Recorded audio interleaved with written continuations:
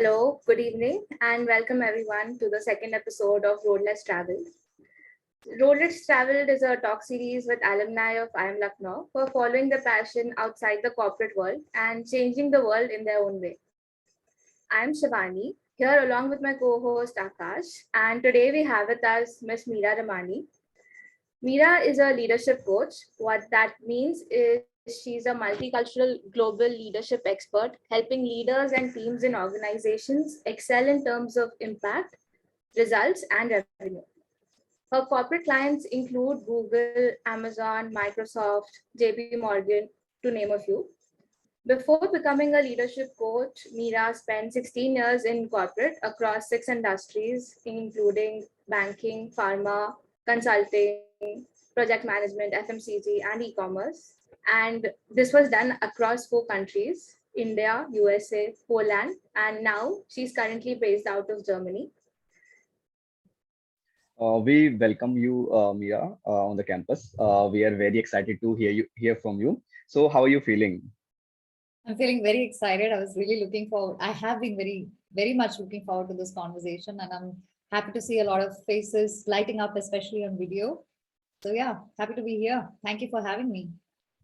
Thank you, thank you. Oh, we are also very excited. So now we would like to know more about your journey. So going right to our first question for you. So you started off as a wealth manager, then moved on to a senior consultant position and project management. Then that too across countries, and now you are a leadership coach. We would love to hear about this journey and what has motivated you to keep making these switches. I was bored.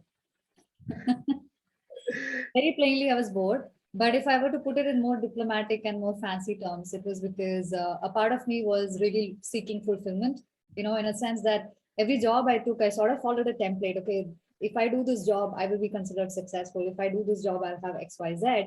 So I got into great jobs and great companies. But after the initial excitement and doing that job for a few months, I would start getting bored. And I was like, what next? So that would be the driving factor for most of the changes.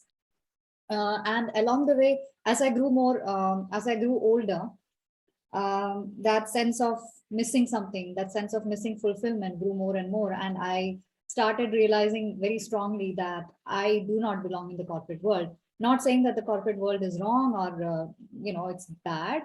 There are people who thrive in it, who enjoy it, but I wasn't really enjoying it. And I was sort of feeling bored, and, the prospects in front of me did not really excite me. Yeah, sorry, I don't have a fancy answer, but that is the truth. Yeah, actually, that is good enough, ma'am, because we are going into the corporate world, and even among us, there are fellows which wanted to do something different in their life. So might be they'll be motivated from you. So now up to Shivani, she will continue. So, ma'am, what made you take the specific decision of switching to your own venture? Like you worked for 16 years in the industry, and did you have apprehensions about the same? Yeah, I'll answer the first part, and if I forget the second part, please remind me to answer that. What made the switch? So as I said, continuing story, right? So I was, as I grew older, I was wondering, what is it that I want to do with the rest of my life? I was in my mid-30s then, and I looked at the career trajectories of who I would become, and that did not excite me. Personally, for me, it's great for other people, but I did not find my zone of joy or zone of genius was going to be there. And I started also having that urge to really work with people directly, which I was not I was not getting a lot to do in the corporate jobs I had. I was a people manager. I was leading big teams, but still I was missing that component. So after trying for a few roles which had those, and either them not working out or me not being happy in it, I started wondering, why don't I strike it out on my own? It would be an opportunity for me to find things out on my own terms. And I started looking at a few career options. And I looked at all of those career options in the sense of, would I like it? Why would I like it? Right? Does it have the components that would make me happy? Can I thrive in it? Is that something I'm good at? So I started asking myself a few questions. I wish I had asked that a lot earlier, but I'm glad I at least did that in my mid 30s. And not to get into get into the gory details, I also underwent a burnout and back-to-back surgeries, had a ICU stay. That was also sort of, if I may call it, a spiritual knock, or some sort of my some part of me telling me, hey, wake up and take a decision in favor of your potential, what you really want to do. So in essence, I started looking at, what do I like to do, what am I good at, and what can I help people with, right? That brings value to people. And the third component is, can I be paid for it? Will I be paid for it eventually? So that helped me narrow down or filter down options into coaching.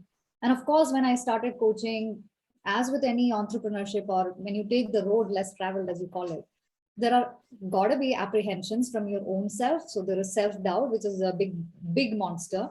There's going to be apprehensions from your family and from your spouse or partner, because all of them have seen you in this mold. You're supposed to be an IIM grad, I'm an engineer, IIM grad, so you're supposed to follow this particular path. Why would you throw it away? Why are you experimenting? Why are you giving away such a good salary? So those kind of questions come, and that sort of feeds your inner gremlins, the voices in your mind that say, seriously, can you do it? What if you fail? All your batchmates are racing past ahead of you. That FOMO starts setting in, because then you open LinkedIn and you say, this guy got promoted, that lady got this accolade, and like, what am I doing? So all that is real. So all those fears of missing out, failing, what will people think, all that in big proportion, I faced all of that. So I hope I answered your question. But please feel free to ask. I'm willing to share more. I'm just trying to stick to the question and answer in more details as much as you ask me. Yeah, so actually, like you mentioned that as we grew older, so there's always something in our mind that we would have done this thing differently. So we wanted to know that what advice would you have given to your 25-year-old self? I particularly like that question because there is a lot I would tell her, but I'll try to keep it to the top 3. First of all, is this whole thing about self-doubt or confidence. And that is part of my work as a coach now, as a leadership coach. I work with leaders on upping their confidence and all teams and all of that. But so confidence has always been part of my journey.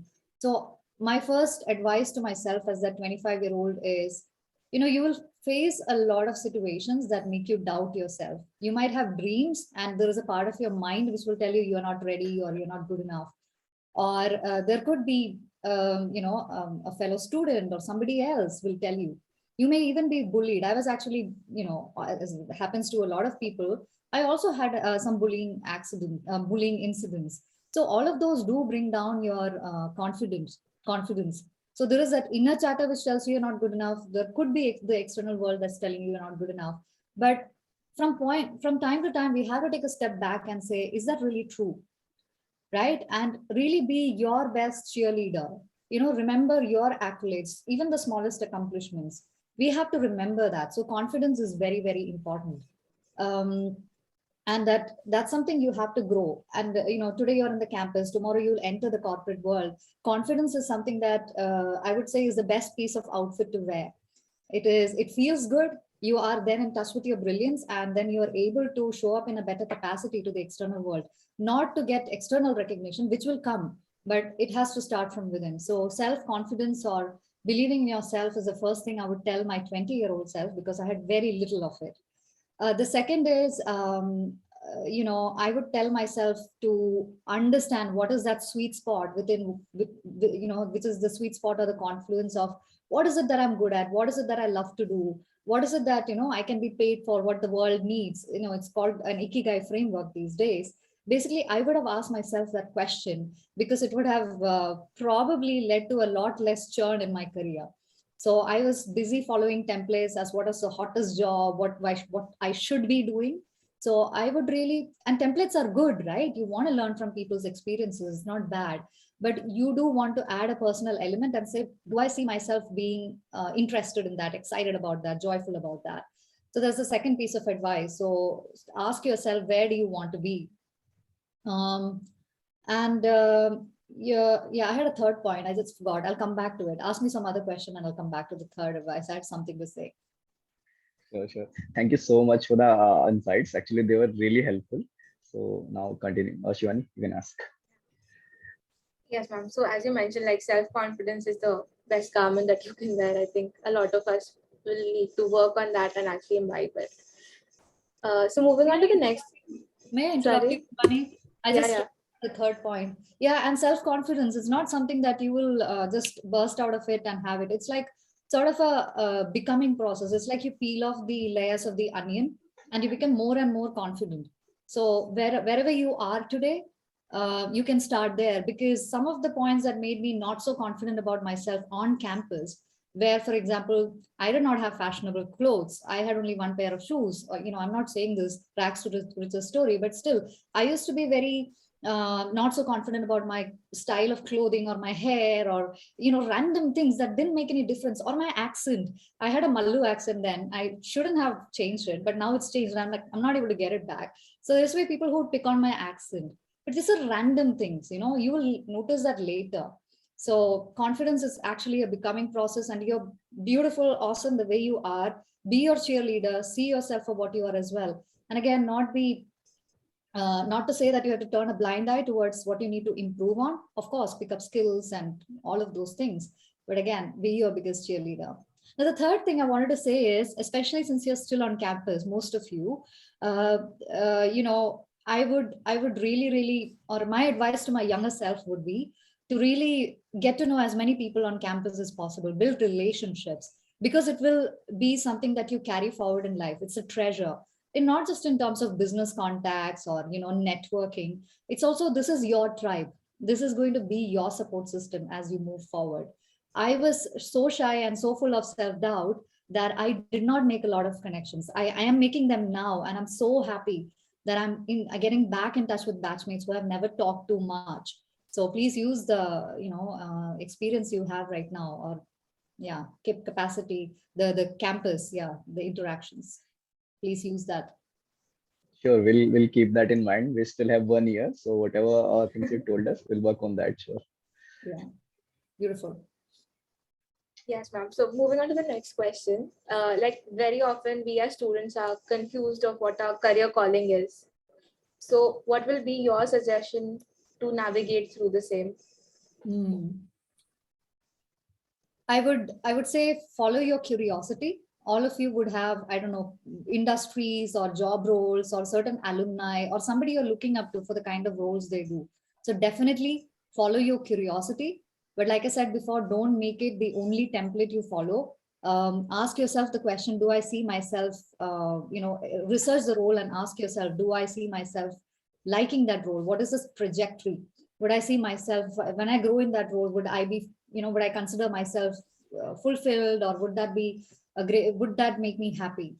And then, like I said, there is a framework which I absolutely love. It is called Ikigai or not. I mean, you can Google, it's called Ikigai, IKIGA. Some people say that it's wrongly worded, but doesn't matter. It's a simple Venn diagram at the end of the day, which is what I've said already twice in the call, and I'm going to share it in more, clarity now. So the Venn diagram is where four things meet.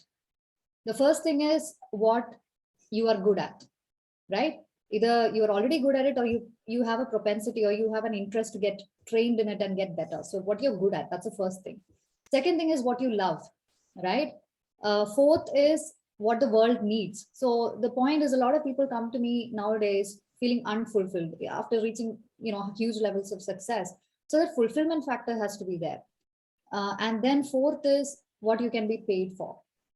So when these four things come together, you have a sweet spot. Now I know in your 20s, you may not know what will fulfill you, what you love, or what the world needs, and all this crap, right? So 20s are an age to experiment, probably make some mistakes, talk to some of your seniors, get some ideas, but be open to making mistakes. You don't have much to lose, right? But keep this framework in mind as you move ahead in your journey, and you will see the dots connect. Thank you so much for telling us this framework. So far, we were just studying the pestle and portal. So this is really good to know. Okay, so my next question is like we have discussed about the self-confidence and it's a process. So I wanted to ask like how have you built the self-confidence and resilience over the course of your career? And what will be your advice to execute the same for the upcoming summer internship? Hmm. Good question.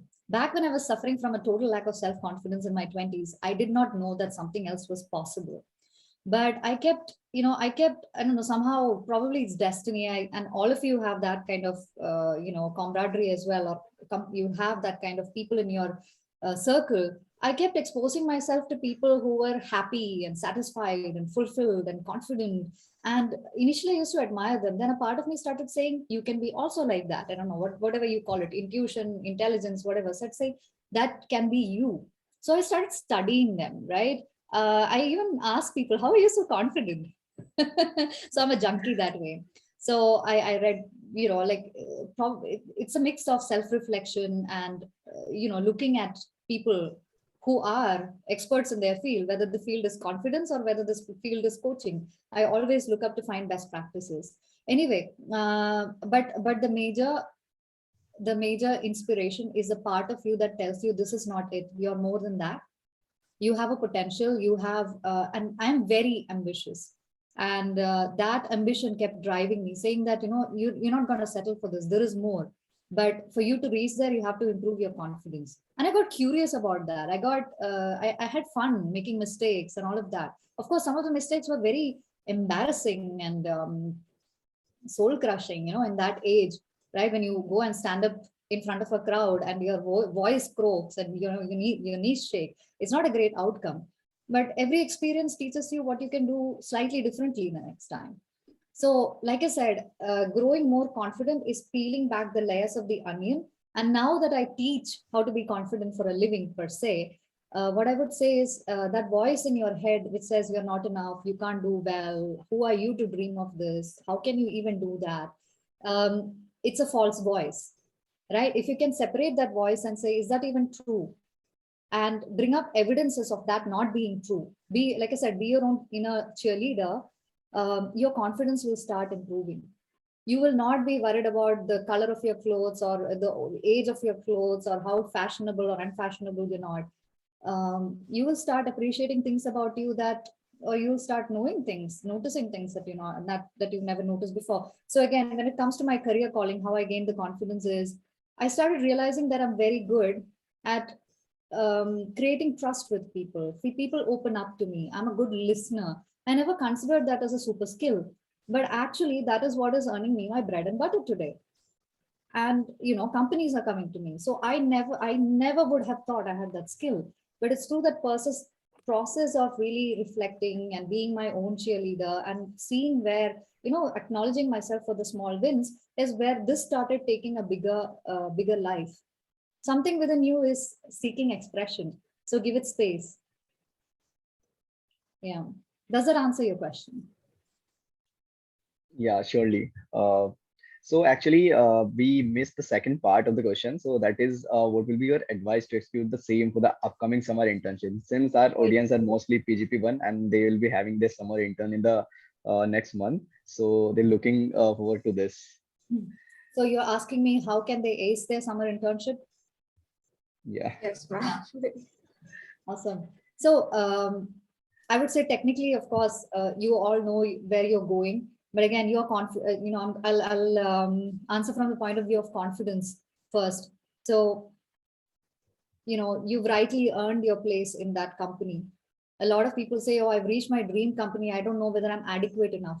So I want you to say that chosen you, now own it, now claim it, and go there. And again, my second most favorite word after confidence is be curious, ask questions. You will have people who've done the job for some time. Learn and be curious. How are they excelling in their job? What can you learn? And in that process, you'll know a lot more about your own skills. Use them. So it's easy for me to say go and talk and all of those things, and it might be difficult for people who are introverts especially. But I would say take baby steps. Don't be shy. Yeah, so that is the first thing I would say. And in that exploration or understanding or talking to people, you'll get to know more about how can you excel in your job. in terms of technicalities. What kind of technical aspects you need to look at that will help you excel in that particular placement. And the relationships you build by reaching out to people. Like I said, stay curious and reach out to people, understand, appreciate them. Those become relationships for life. So when it comes to a placement offer, I think it's called PPO, right? A Yeah. post, yeah, whatever it's called. People, you want people to like you. They want to know that, okay, this person has done an excellent job, but this person is also a great people person. That is a very important aspect of leadership today. Leadership is about also nowadays, I quote unquote support, teach people how to do stakeholder engagement, which means creating relationships. And if you can start doing that starting from your summer internship, it's fine. And I'm not asking you to do fancy, flashy conversations. It's just be curious. Where are you from? What do you do? Just create that human interaction. And of course, your technical area. So, grow and learn and use this as an opportunity. So confidence, networking, learning from others how to be even more technically, grow your technical expertise. That is really good to know. So actually, I just wanted to add one more question here. So how much the first impression matter? Like there are a lot of people who are low on the self-confidence and when they go to the corporate world, even for the people who are going there for the first time, who are freshers, so they would be very much nervous about it, that how to create a good first impression. So can you tell us about that? Ooh, first impressions are important. I would say that, but I would not say that it's once done and dusted. You still have opportunities. I have seen people who are extremely introverted who never made a first impression, but through their commitment to their job, you know, they just create such value. They create the solutions they create, their commitment to the job.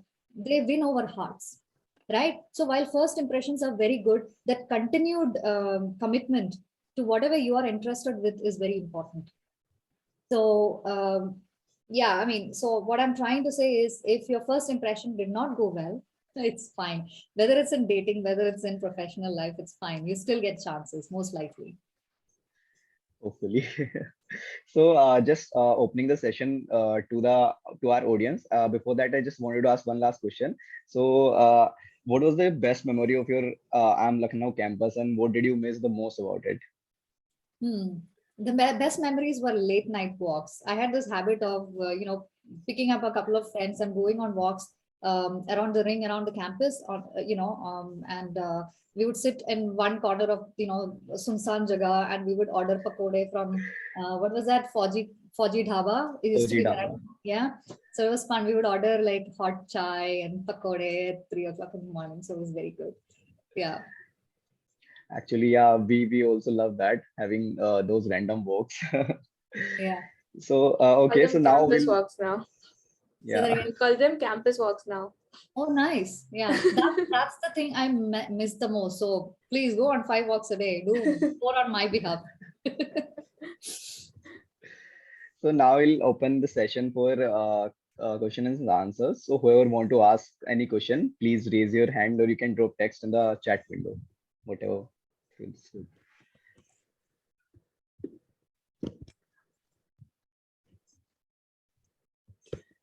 Yeah, Viknesh, you can ask. Hi, good evening, ma'am. It's good to have you in this session. It was really inspiration for us to have you here. I just had one question. I moved to Delhi to do my UG. I'm a graduate from SRCC.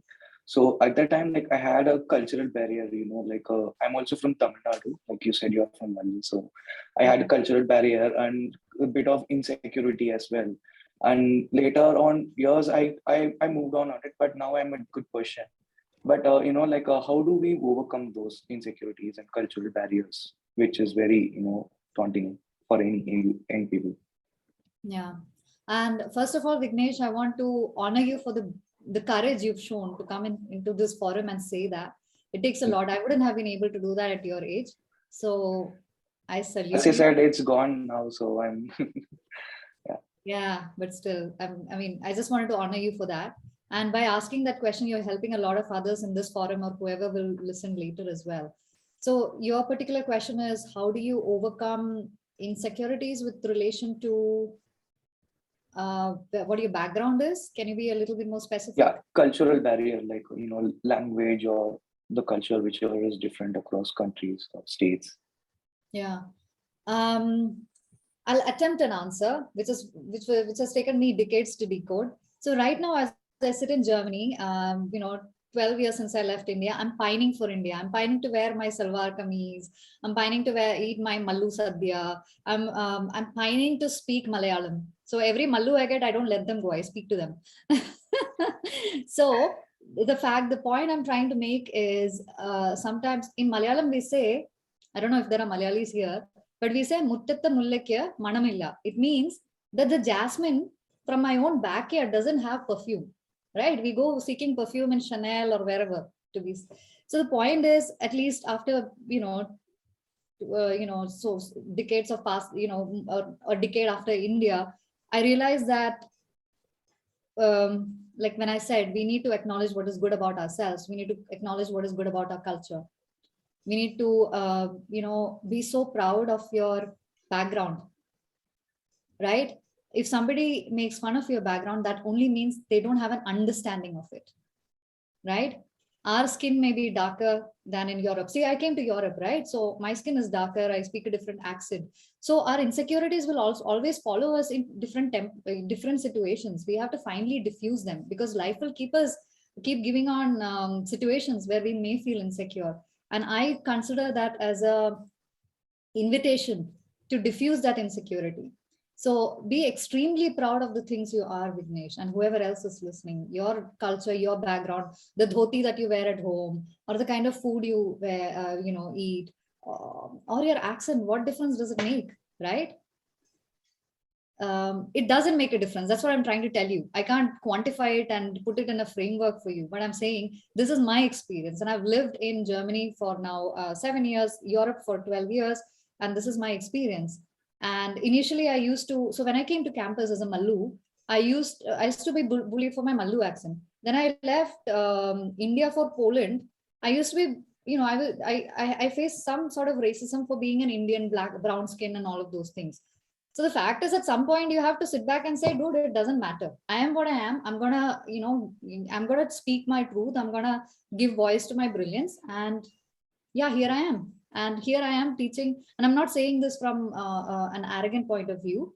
Here I am working with nationalities across the world. And I don't feel insecure anymore. And I feel proud talking about my Indian heritage, my Malayali heritage. Does that help? Does that resonate? Yes, I kind of practice the same thing. Like it gave me boost in my confidence as well. So yeah, thank you so much. Beautiful. Yeah, keep going strong. Yeah. Sure. So we have our next question from Anushuti. Anushuti, you can ask. You're on mute, Anushuti.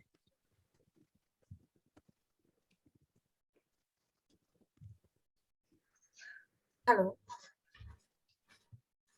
Akash, are you able to hear me? Yes, we can hear you. Okay, thank you so much, ma'am. The session's going great. And I was curious to know what kind of problems do people approach you with, or what are the issues that industry leaders are facing these days where you come in? Thank you. Thank you for demystifying what I do. So I know probably a lot of you don't know what a leadership coach is, and it's not yet probably time for you to think about that. So what I help people with is I typically tend to work with senior leaders in the industry, so senior directors, VPs and above. So usually they've reached a point in their career and they either feel that they're stagnating, or like I said, they're not feeling fulfilled in their careers. They're like, okay, I don't know what is the pivot I should take in terms of my career. So it's in terms of really helping the person understand themselves, what would make for a fulfilling life for them, not just career, fulfilling life. That's something I help with. Confidence, even if you believe me or not, is still an issue at that level. People still have imposter syndrome, confidence issues. So, I help them decode the layers of conditioning they've had and help them, adopt different mindsets. Then another thing is, another way people get stuck in their careers is, like I said, they might be performing at their peak in terms of technical expertise, industry expertise, all of that, but they have not built the network. they might have, they would typically come and complain about politics, right? Or favoritism in their company. But if you decode it, people have not made an effort to create that human to human connection in organizations. So that's something I help them with. So basically my work consists of 7 components, right? I've codified it. I'm an engineer. So basically I've codified my leadership coaching into 7 components. First component is the vision. What does an Akash or Abhishek or Shivani or Anushruti want to experience in their life? What is a big vision for their life? What makes it truly unique to them, right? That is where your values, personal values come in. So that's the first component. Second component is confidence, which I've been, talking about. Third is effective communication. So it's not just about what you speak, your written word, what kind of personality do you show up with, right? It's not just when you speak, it's also when you don't speak. So communication is a broad aspect. Also, when you give presentations, how do you show up with leadership and effectiveness? So that's the third aspect. Fourth aspect is, like I said, stakeholder mapping, stakeholder engagement, networking. Fifth is how do you manage your time, energy, priorities, all of those things. Sixth is executive presence, personal brand. It becomes more and more important as you grow in your career.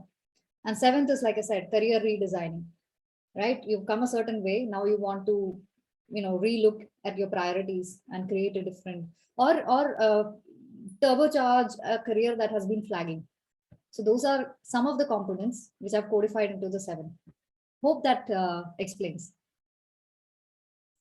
Absolutely, ma'am. Gives me a good idea. Thank you.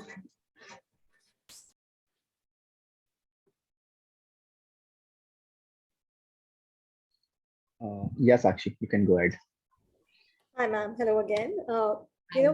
What you said about your journey from being underconfident to confident now actually struck a chord with me because I've had a similar journey. My question here is, though, while I am someone who's become very comfortable in my skin now, I do feel like sometimes I may come out as very strong to people who are probably still finding themselves or who are still a little bit of an introvert. So how do you manage that? How do you establish effective communication while ensuring you're not entering upon another person's space? Beautiful question. And that is a very relevant question as you enter your career and grow in your career. So as much as you own your confidence, the element that you need to bring into interactions is empathy. Try and understand what the other person is trying to say. Be a listener, understand what they're trying to say. And I'm sure, Sakshi, you're not that, but probably your fear is, what if I bulldoze over them? So the effective way of not bulldozing over people is giving them space and time to express themselves. And I'm sure you're already doing that in a beautiful way. Yeah. So empathy is the key component. If you want to give me an example, I can help, narrate how to do that. So feel free at some point. Yeah. Hi, Shiva. Hi. Fred, I also have one question. Go ahead. Yeah, so again, I'm actually a fresher, so I don't have work experience. So this question is a little bit more personal. What I want to know is, there are times when it gets frustrating, right, or overwhelming, because it is a B school and it is an IIM and there is a lot of workload. So what do you do if stuff gets overwhelming, or there's just a lot to do and you're just frustrated with everything? Thank you for that question. And I believe that is a very pertinent question for all, but it's still a little generic for me I'm not able to understand the struggle here. So let's jam, you give me some more. So overwhelm is something I felt as well in the campus, but sometimes we might feel that because we give ourselves a false narrative of what our responsibilities are. We might be taking on too much because probably, especially in the corporate world, and it applies to campus as well. I remember that you might take on obligations and you might say yes to things you actually cannot, or you may not want to. So there is a people pleasing component that comes in with saying, how can I say no to him or her? They're my friend, they're my this, they're my that. But if you're actually overwhelmed, saying no is actually good. A dishonest yes, right? An honest no is better than a dishonest yes. So overwhelm comes there. Overwhelm comes from that, right? Or second way overwhelm could come is where you're not clear on your priorities, right? And I'm not saying it's only you, Shiva, all of us, it's a human problem. So it's about getting clear on priorities. Do you want to elaborate a little bit so I can help you? Yeah, it is sort of about taking on more responsibility. Like you have to, you have a lot of things going on because you have to make up for the lack of stuff you already have with you, right? Because there are people with work experience who have done so much, and then you're a fresher coming in, and then you have to like put something on your CV or just show that you're not. I mean, Yeah. you're not worthless. You are. Yeah. That's Okay. Thank you for sharing. And I also had felt that fear of missing out. If I don't do this, what if I don't make it? So probably, you can reach out to me separately. Probably the key is to streamline and say that maybe I don't need to do 50 things. Maybe it's only 5 things. There is a very interesting principle, and I apply that, called Pareto principle. Maybe you know it. It's also called 80-20. What it says is 80% of your results come from 20% of your efforts. So please think about, right? What are those 20% of the activities that will give you 80% of the results? It applies both ways. So what are those, instead of doing 10 things, what are the 2 things that I can do to the hilt, to top quality, right? Maybe that's a good way of looking at things. Does that start giving you a sense of, support? Does that make sense? Yeah, it does. So I remember when I was fresh, I was new to campus. I only had a year of experience when I came to campus in 2004. And I applied to all the committees: PlaceCom, Alcom, whatever com, Manfest, Index, this committee, that. I applied to all of them. And I got through the first round of all of them. It was for me a FOMO thing. I was like, oh, wow. And also it's like, oh, wow, I've arrived. All the committees want me. And then what happened? All the committees give you tasks to perform. I burnt out. That was my first experience of burnout. I burnt out and I was like up till late evening, late night doing the tasks. And in the morning, I would be so hammered. I would miss the first session because I would be sleeping. Or worse still, some sessions I've even slept in class, and I'm not recommending this. This is not good. So I have been through worse. So I understand what you're saying, Shiva. So we need to figure out, okay, again, I could apply Ikigai and say, which of those committees really moves the needle in terms of making me happy? Where can I contribute? And not apply to all of them like my carpet bombing. Yeah. That's very relatable. We've all done that at some point of time in our MBA journey. But thankfully, we had virtual classes, so.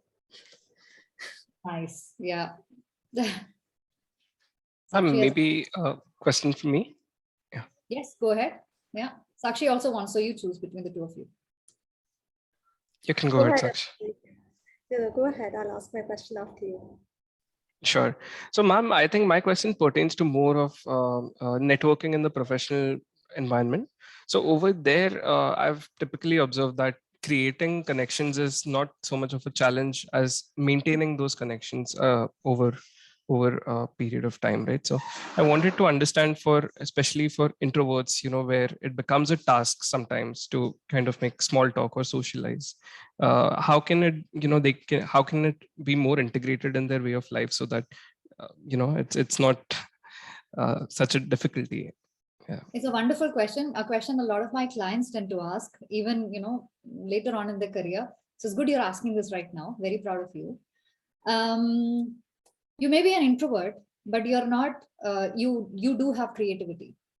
So that means, let's say you have been in a conversation with me in a professional context. Something I said sparked your interest, right? It is in the area that you're curious about. Curious again being the operative word, right?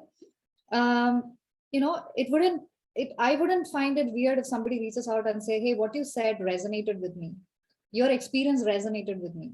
And then ask a question, right? And that's how it would happen in the corporate world as well. Maybe 9 out of 10 people will respond, 1 may not. But that is some ways introverts can also make small talk. And this is not about making up topics or being, becoming an extrovert or being somebody you're not. As human beings, we are all blessed with curiosity and creativity. Even if you don't think you're creative, you have that within you. So at least be curious and figure out what is it about something somebody said, or their background, or their personal things. So for example, I actually give a nudge to people, in virtual events like this, and when they say we don't know how to make small talk, I'm like, I'm going to give you a homework right now. Make small talk with me. What do you observe about my background or something I've said that you can pick up and ask me a question about, genuinely, curiously? So I'm sorry, I'm going to put you on the spot, Abhishek. Answer that question, please. Ma'am, that's a lovely bookshelf that you have behind you. Where did you get that from? Yeah, good question. So I gifted that bookshelf to myself about 6 months ago when I love reading books. So I had books all over the home, over the house, and I was not able to find it. So I spent some time researching and I found this lovely bookshelf. Now it has easy access to all the books. So if I'm talking to a client and I have an idea from a book that I want to pick up, I just pick up the book, turn the pages, and talk about it. So it's become an easy reference in all sorts of in all senses. So you see what you did, Abhishek? You picked up something that genuinely was in my background. You don't have to make it up. Your curiosity found it, and you just asked me a simple question. And you led with a genuine acknowledgement. I like your bookshelf or something like that. So who wouldn't want a compliment? And I'm not saying be not genuine about your compliment. Give genuine compliments. Everybody is hungry for compliments. Yeah. Understood, ma'am. Thanks a lot. See, new skill. So keep me posted on how it's going. Will do, definitely. Sakshi. Thank you, ma'am. I feel like I'm hogging on to so much of your time. No But earlier you mentioned about, prioritizing. I think when you were answering Shiva's question. So do you have like a mantra or decoding of how to prioritize stuff? I mean, it doesn't need to apply to just MBA life. It's also like looking forward into what we're stepping into tomorrow. Yeah. So as I said, one of the 7 competence is time management / priority / energy, because if you manage your time, you also manage your energy better. So there are a couple of frameworks you can look at. One is, like I said, Pareto, right? 20% of the work you do brings you 80% of the results. So that means if I apply it to, let's say, a company's portfolio, 80% of their sales actually comes from 20% of their products, or 80% of the sales comes from 20% of their salespeople. 80% of the activity, 80% of the results or visibility or career opportunities you'll get is from 20% of the activities. Now, let me give you a realistic example in my life. As an entrepreneur, marketing, my services is an important component. And I could have been on Instagram, LinkedIn, YouTube, whatever else, TikTok, all of those things. And initially I wanted to, and I got overburdened and I stopped. Then I thought, what is that one medium I can be present in that I can knock it out of the park? So I realized this is where my audience hangs out, LinkedIn. So I decided to be regular. I post every single day, Monday to Friday, on LinkedIn, and I get a lot of business, beautiful clientele from LinkedIn. So that is why I make sure that all my effort, if not 80%, whatever I do or not do that day, I would make a LinkedIn post for sure. Right? So how will you apply that to your life? Look at your, let's say, a list of things you have put in your to-do list for you to do, or, and see whatever is adding value, moving the needle in terms of the result you want to achieve. So that is one principle. Then another one is something called Eisenhower matrix. You can Google it, Eisenhower matrix. So that plots things by importance and urgency.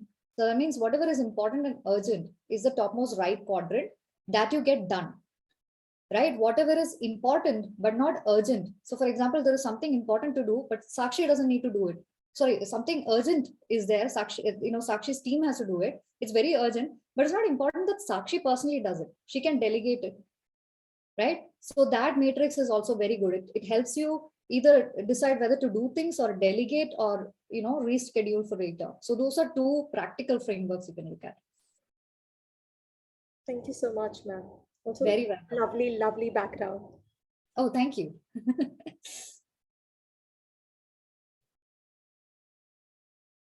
I see that there's some questions in the comment. there is a big question. So Shikhar, do you want to unmute yourself? Because I'll take time to read the whole thing. Wonderful question. So please. So actually, he's having some issue with this mic. So I'll read on his behalf. So, okay. I am a PGP Sustainable Management student at Noida campus of IIM Lucknow. Our result has been excellent this year for our senior batch, and mine is just the 7th batch of the program. He's in the junior batch. Now the slide down side of our program, and hence also my question. We have a batch size of just 34. In contrast to the main campus, we have a batch of 560. So it makes us feel losing out on the social connect. We have seniors here of IPMX batch with us, executive with average work experience of 7 to 8 years, with around 110 students. But we barely have a touch with them. I made no friends at IPMX in my first year. All in all, we have less than 200 students on the whole campus. I plan to try making new friends in IPMX in second year, though I am anxious. And as many of them are at least 6 to 7 year elder on part of a different fast-paced one-year program, I just keep on overthinking how to approach the IPMX seniors. Any suggestion on how to leverage my second year? I'm excited for you, Shikhar. So if I understand the crux of the question, it's like, hey, I belong to a community which is rather small. I don't have access to another community. Do I get it right? Shivani is nodding. Yes, ma'am. Similar to that. I mean, he wants basically to have more connections, but he's already part of a small community. Right. So how to leverage it in the next year? Okay. How can he change that? Yeah. So Shikhar, the thing is, what happens is, those silos will always be existent. But between, I know this word might sound philosophical, but that's not what I'm trying to say. Between human beings, there will always be some sort of classification. Like Vignesh comes from Tamil Nadu, Meera comes from Kerala, Shivani comes from Indore, right? If we keep saying, oh, I'm only from this part, that excludes the other people I can talk to. That is a self-imposed restriction. And I know society caters that, keeps us in silos, because probably it's a sense-making mechanism. But like I said, the human connect, you will realize that more and more as you go into corporate and, as you get older, the human connect doesn't really belong to these silos. Now I live, and let's say to a great extent thrive in Germany. I could have said, I come from this region of India. I don't have the same skin color. I don't speak the language still very fluently. I can create silos for myself. But the fact is, the more I tell myself this empowering story, the more I perpetuate that, the more it keeps me in my shell. Now, getting into the practicalities of your situation, Shikhar, you may be 34 people, the batch size, and 200 people in the campus. But, your topic of interest does not just need to be the program, the niche program you're running or you're taking. You have other things to connect with people. There could be music, right? There could be sports, there could be other things. And believe me, years, just a few years after leaving campus, you will not talk about the subject matters you took. You will talk about the food you had together, the walks you took together, the matches you saw together, where people are not wearing the tag and saying, hey, don't come to me because you're I don't know, what did you say, the niche program of PGP Sustainable Management. So stop limiting yourself, please, to the labels that are given. They're there for a reason, but don't let them define your circle. Does that make sense? Yes, ma'am, definitely makes sense. So Shikhar, we hope your questions answered. And with that, we would like to close. We've already exceeded our time. Ma'am, it was a pleasure having you. And there was so many learning, so much to think about, so much to take away. And we would love to have you again, maybe on a different topic. So yeah, it was a pleasure hosting you. Yeah. So thank you for giving me the time. And I just don't want this to be our first and last interaction. So as I said, I'm on LinkedIn. You can connect with me there. You can also email me. Shivani and Akash have my email. So I would love to be in touch with as many of you, each and every one of you as possible. So please connect with me. It would be a pleasure for me. And all the very best.